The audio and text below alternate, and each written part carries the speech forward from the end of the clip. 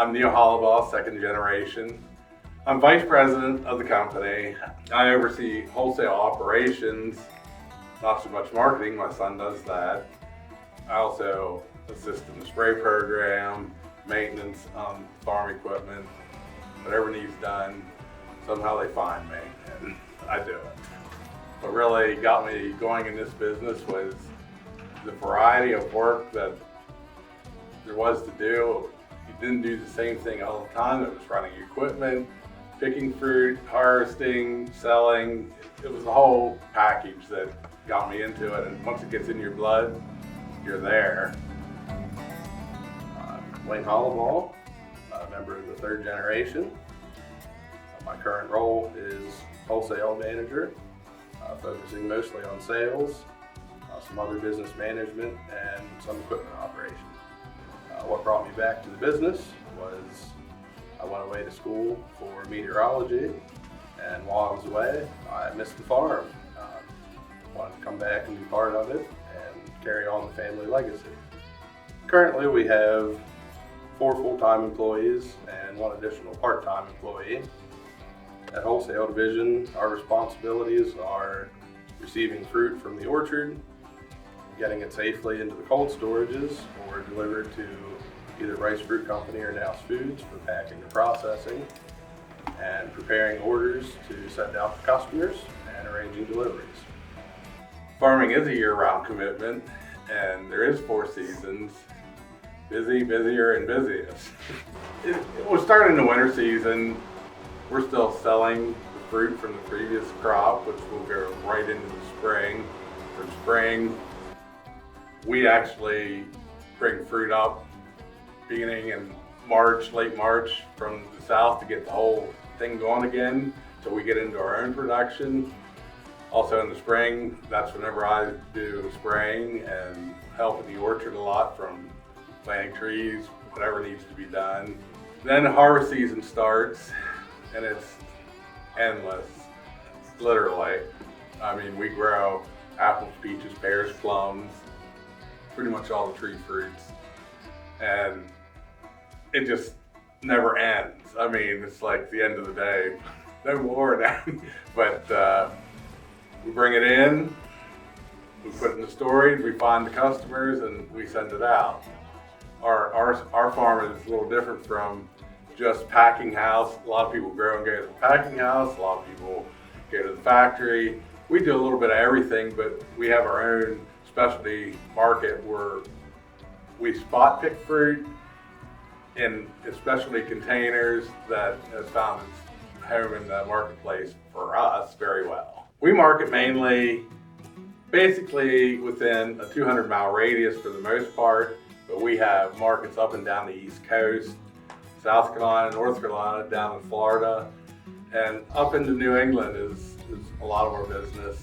So we're spread out, but up and down the East Coast, you can find our crates or bins sitting somewhere where you least expect it almost any time. The time I was a lad, from stacking the storage with a wagon that we used to put 40 boxes or baskets on at a time into a 2,000 bushel rooms concrete wall, to we now load with forklifts off loading docks, out of forklift storages. Everything's done with forklifts, the manual stacking of the orders, where we strap them.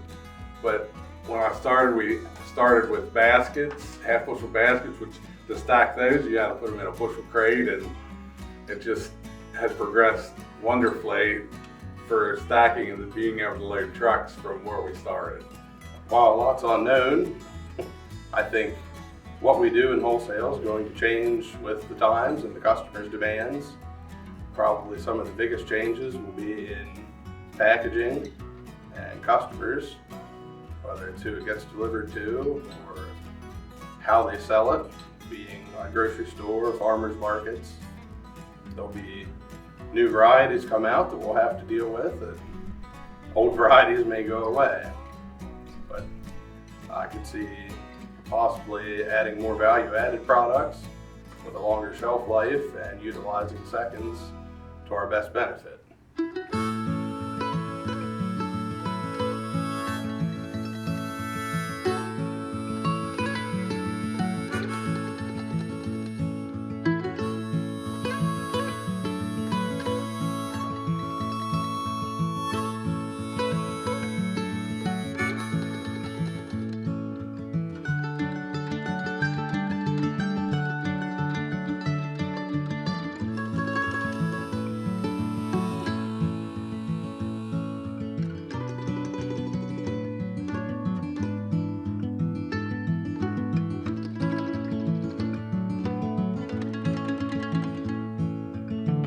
Brad Hollabaugh. I'm second generation in our family farm corporation, and currently I'm president of the corporation. My main responsibilities are general business management and IPM manager for the farm, and that covers a lot of territory, but those are my main roles. I grew up here and I did go off to school, but I decided to come back and help the family business, and Lord, I guess because of the family business and my love of nature and trees. Traditionally for me it's IPM, that's what we always called integrated pest management on the farm, but we added the extra P some years ago as the concern over bees and pollinators became more prevalent. So we're integrated pest and pollinator management now. And basically it's a system of growing agricultural products, for us mostly fruits and vegetables of course, that uses a lot of science, weather data, insect modeling and so forth, so that we're targeting sprays specifically at the correct time to be the most useful in controlling pests. Also the use of mating disruption and other soft type approaches to controlling pests, including sanitation in the orchard, which is removal of rotten fruit from trees and so forth that might create a bigger pest environment in the future. So, a soft way of growing fruit. Many of the things that we do are also used by organic growers as well, but it's not pure organic, just integrated pest and pollinator management. So we're growing apples on about 150 acres, about 125 of which are in production at some level. We're always in transition with orchards, so we have a lot of young orchards, intermediate orchards, and mature orchards. So we're usually in a 75,000 to 100,000 bushel range with our apple harvest throughout the season. How many apple varieties do we grow? It varies from year to year, but we're usually between 45 and 50 varieties each season. It's a lot. The nice thing about this business is that it's seasonal. We get involved in all 4 seasons of the year and are happy to move on to the next season by the time we end one. In the wintertime, primarily in the orchards, we're pruning, of course, chopping brush and taking care of things in the orchard in preparation for the spring. We're also working on equipment and so forth and getting it ready to go as well. It's a good time for those things. In the event of bad weather, we also have a bin barn where we're doing repairs on bins and pallets and crates for the season. In the spring, big time, there's a lot of spray covers that we do.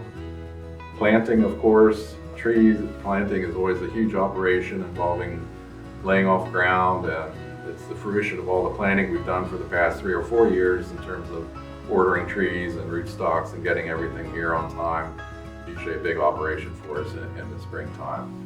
As we get further into spring and early summer, we're looking at thinning fruit, training trees, and so forth. And then moving into summer, we start our harvest. Early in the season, it's asparagus. We move into some apricots and plums, early peaches, continue into our main peach season, start apples. In the fall, we're into fruit, a lot of pears and apples. Harvest is intense and ongoing and continuous until we get to the end and we get back to winter again, and we're looking at cleaning up the orchards and then starting our pruning regimen again. We have about usually around 15 or so full-time people that are here year-round, doing all those things we talked about seasonally. And then as we get into harvest, we bring on about 15 more people usually. So we're up around 30 people more or less each harvest season. And then when we get to the end of harvest, a lot of the seasonal workers will either, if they're migratory, they'll go back home, or if they're just locally seasonal, they'll move on to another position somewhere else. But we can fall back to our full-time people in the off-season. Sometimes, regretfully, agricultural workers are looked at more like widgets, like just a person doing a job without tying it together with the skills that are needed to do the work. It's really highly skilled work. Not everyone can do it physically or in terms of aptitude and actually doing the work. And the workers we have here, many have been here many years, and over the years they've acquired more skills. They're doing more things with or without equipment. They're getting more finely tuned, and they like pruning. And as we migrated from pedestrian style orchard to a higher density trellis orchard.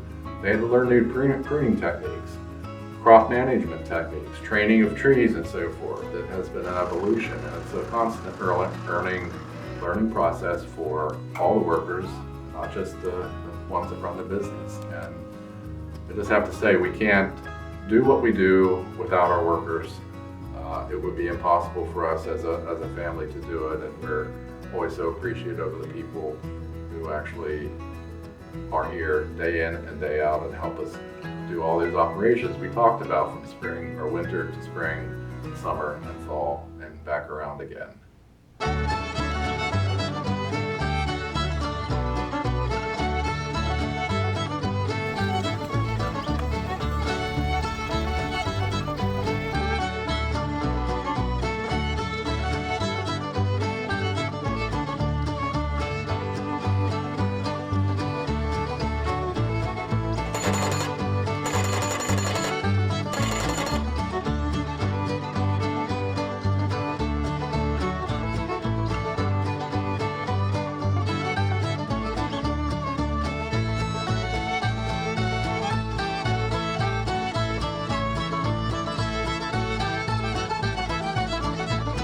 My name is Hollabaugh. I'm married. My high school sweetheart, whose farm it was.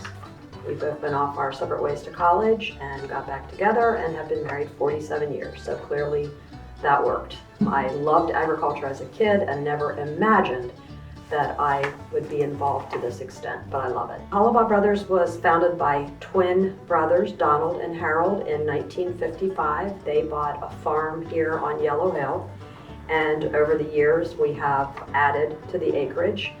Donald had 3 sons who all came back to the business. 2 of those sons are still here full-time, 1 has retired.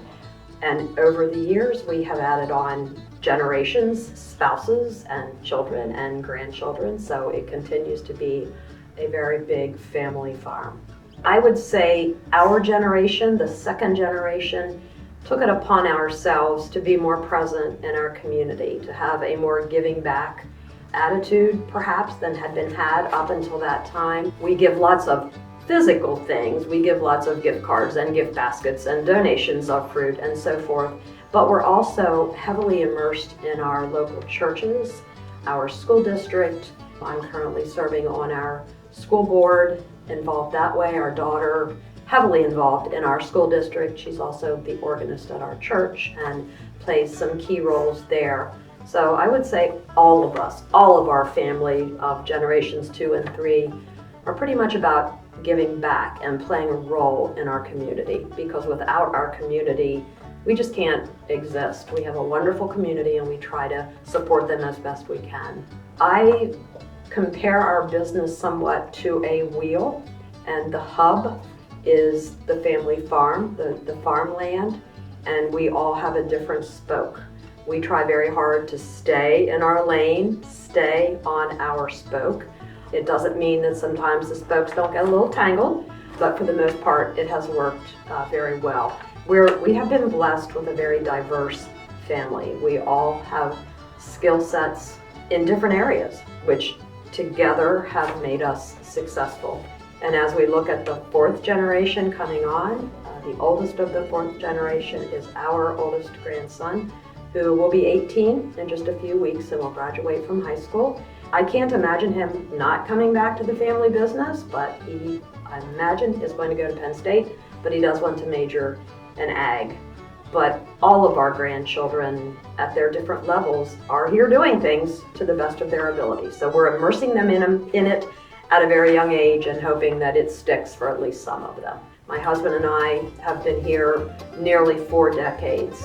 And 40 years ago, the farm was largely commercial processing production, large apple trees, with a lot of our business, our product going to local processors, to Nouse Foods, to Duffy Mott, to local, to juice, to Piefield, to that type of thing. And I would say the 2nd generation made some major strategic changes in the way we planted things, and we started heading more towards fresh fruit. And what that means is it ends up in our farm market, in grocery store shelves, there tends to be more value in that fruit than there is in a processed fruit. So I would say our generation is largely responsible for making that shift.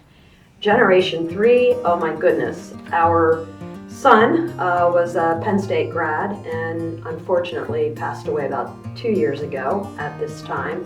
But when he returned from college, he brought a degree in horticulture and Spanish, and under his tutelage, we started growing blueberries, asparagus, lots of vegetables, and we started planting on high density trellised plantings, all under his watchful eye. That was a huge transition for our business.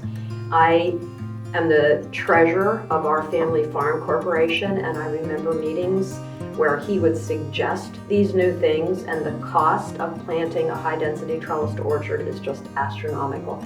And I remember looking at this little boy of mine saying, "Bruce, how are we going to pay for this?" And he would say, "It will pay for itself. Just give me 3 years, it'll pay for itself." And as I drive around, I hope he's seeing it, because it is indeed paying for itself now.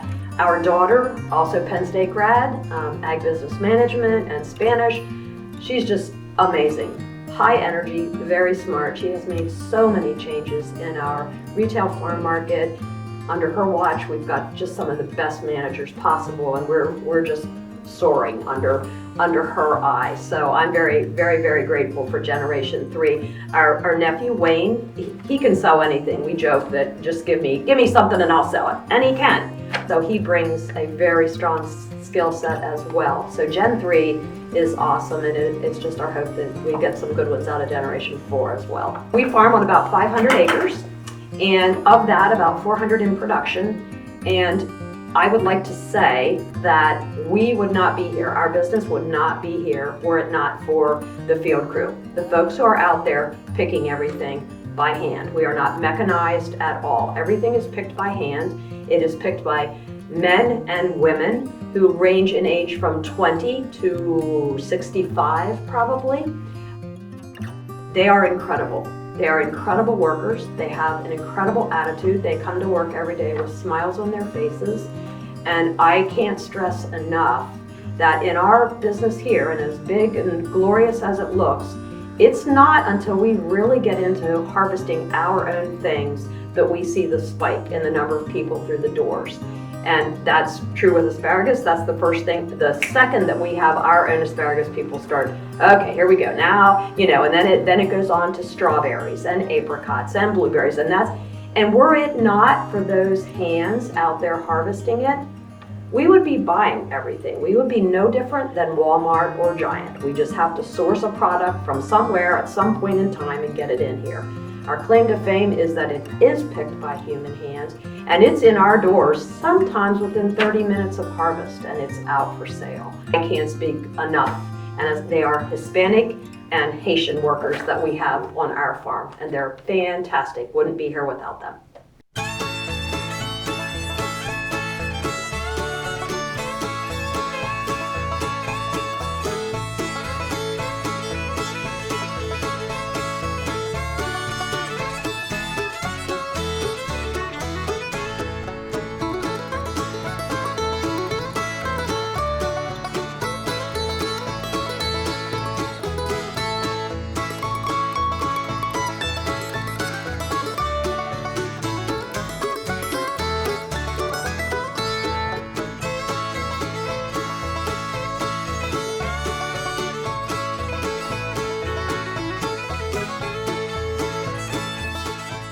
My name is Amanda Hollabaugh. I married into the business in 2003. I married Bruce Hollabaugh, Adam Kay's son.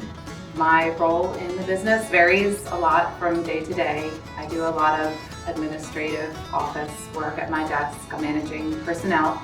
I do kind of HR, personal management related things in the office, or I could be in the bakery helping one day, I could be helping at the point of sale, I could be filling the bins.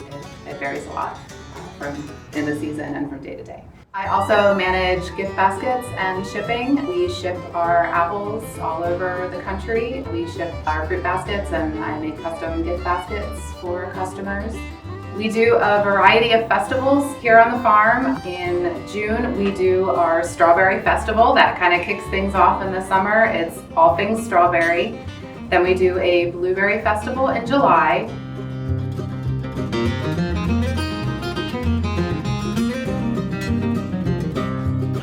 Our Peach Festival in August is probably our biggest weekend of the year. Peach milkshakes, peach ice cream, peach baked goods. We have live music and food vendors. It's a very, very big weekend.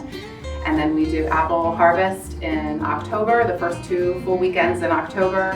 Lots of people coming out looking for things to do for pick your own, lots of apples to sell. We have like 30 varieties to pick from in the bins. Huge, huge weekends for us, and our festivals are very, very famous, and people come from all over just to hang out on those weekends at our festivals. We do a few pick your own experiences here on the farm. We offer pick your own blueberries in July, and we do pick your own apples starting sometime late August or the beginning of September.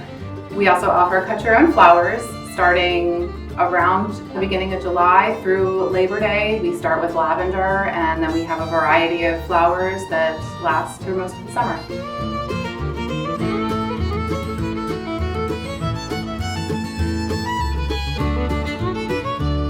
We designed this market to have an in-house bakery so that we could start using our apples and our peaches, the produce that we grow, in our baked goods. Apple pies and apple breads and apple dumplings are probably our biggest and best sellers. We do a lot of peach products. We do quiche. We make our apple cider donuts. We do it all in the bakery.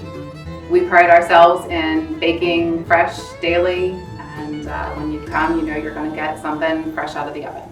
Specialty milkshakes are very popular here. We try to switch it up seasonally. Our absolute most popular milkshake is the apple cider donut milkshake, made with vanilla ice cream, apple cider, and of course our apple cider donut.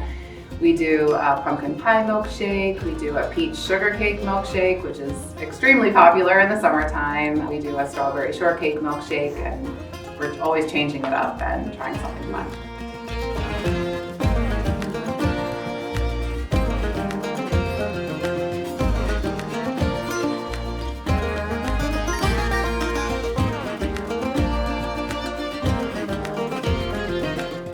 We partner with other local businesses. We buy ice cream from Mr. G's. That's very popular. We partner with Mason-Dixon Distillery. We do pears in bottles. He sells a pear brandy, and we actually grow the pear in the bottle in our orchard. We sell plants from Musselman's Greenhouse, Auker's Greenhouse. We buy produce from them, and we partner with Swartz's Pumpkin Patch and a bunch of other local businesses. I have 3 children, Gabriel, Evangeline, and Phineas. They're a part of the 4th generation, and they are very involved in the business, as they can be around school. We're not sure what their future holds. We hope that they come back to the business one day, but of course we don't know what the future holds. Just so grateful that they can be involved here on the farm along with their cousins.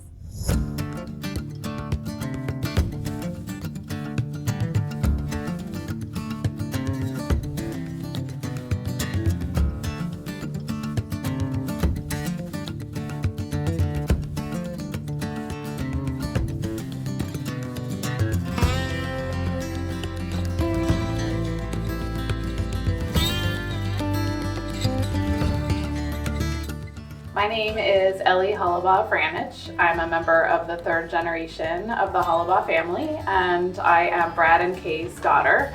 I grew up on the farm. They involved me here from a very young age, gave me special jobs and things that changed as I grew older, and as I approached going to college, I kind of knew I was going to end up back here at some point. I majored in agribusiness management at Penn State and came back here full-time when I graduated from that program in 2006.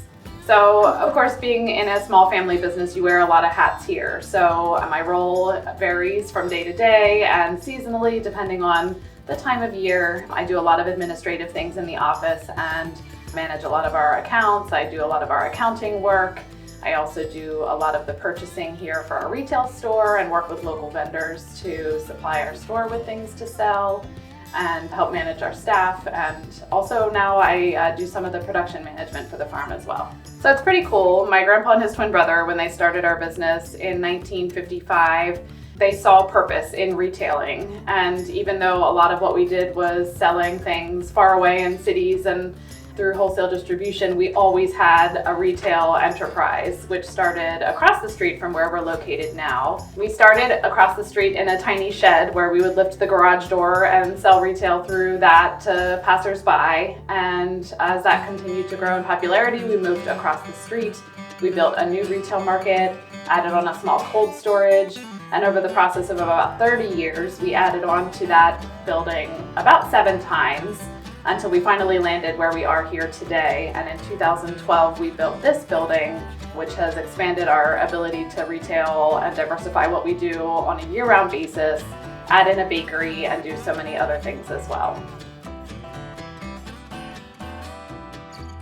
It varies from time to time of the year, but we'll employ upwards of 30 to 40 employees depending on the season here at our retail market.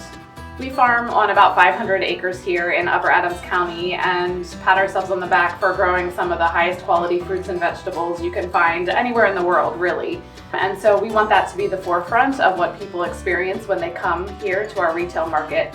So when you walk in the door, you're always going to see our homegrown fruits and vegetables first. But we've also learned over the course of time that there are ways we can accommodate our customers by offering them more and more different things to make their shopping experience worthwhile. We're not terribly close to many big cities, so when people make the decision to come shop with us, they have to have a good reason to come and to want to make the drive here. So we have really diversified what we sell through the years to accommodate our customers. Our CSA stands for Community Supported Agriculture, and it's a program that a customer can buy into that is a subscription of sorts, where they pay us up front for a subscription to receive a weekly box of fruits and vegetables that we grow on the farm or source from our local partners in the farming community. So what it is a way for us to receive income up front before a season begins to help us have the income we need to buy seeds and planting materials and trees and trellis supports and things like that. It gives us a little bit of that income before we've actually started harvesting things, such that when the time comes to harvest, we have the supply then of fruits and vegetables to give to the customers for the package they've subscribed to. The concept behind it is kind of cool. It's kind of like buying into being a farmer. So not every year is a great growing year. Sometimes crops fail from drought or disease or other factors out of our control. And the idea with the CSA is that if we lose our crop of tomatoes, for instance, our members might not receive many or any tomatoes in their share that year. On the flip side, if it's a bountiful crop, it's a great growing year, we have more tomatoes than we know what to do with, they're going to receive that bounty too. But they're paying the same price up front. So it's kind of a farmer style game of life that they get to accept some of the risks we accept every day being a farmer. We're a 3rd and almost 4th generation family farm here growing in this community, and we know and recognize that every year people get more and more disconnected from agriculture and what it means to grow food and how it works and how hard it is and all the challenges you have. So in everything that we do here, we try to incorporate education at some level. So that might be as simple as a brochure that we can hand off to a customer that explains about our growing practices, to a conversation we have. But we also take it to another level and offer tours year-round to groups, young or old, where we will give a tour of the farm to tell them about what we do and how we do it and why we do it and how it's changed over the years. And we also cater to younger children as well and really like to see them connected to agriculture in a hands-on kind of way. So we offer programming for children as young as about 2 years old up to 8 to 10 years old, where they can come weekly to experience something going on the farm. They might get to harvest a fruit or a vegetable that week, they might get to cut flowers, they might get to dig in some soil for some worms and talk about the good bugs and insects that are out there. Anything we can do to kind of give people a fun and educational experience to teach them and tie them to agriculture and what we're doing here is really important to us as a family. We try to remain very active in our local community in a variety of ways. whether it's through donations of gift cards and apples to the football team before games they play, to doing fundraisers for families when they're in need, sponsorships and advertising for local events. We realize and recognize that we would not be here if it weren't for our local community. And so we feel very strongly about always giving back and doing whatever we can to support the people around us, because we wouldn't be here without them. So while we do like to focus on the fruits and vegetables that we grow here on our farm and have that, as the first thing you see when you come in the doors, diversifying what we offer and offering our customers a lot of other local, unique, artisan type goods is really important to us too. We can't do it all on our farm here, so working with local people is really crucial and important to us. So when you walk around the store, you're gonna find local meats, beef, pork, chicken, turkey, lamb, all raised locally within 5 to 10 miles away maybe. You're gonna find local milk from a dairy that's just a few miles away.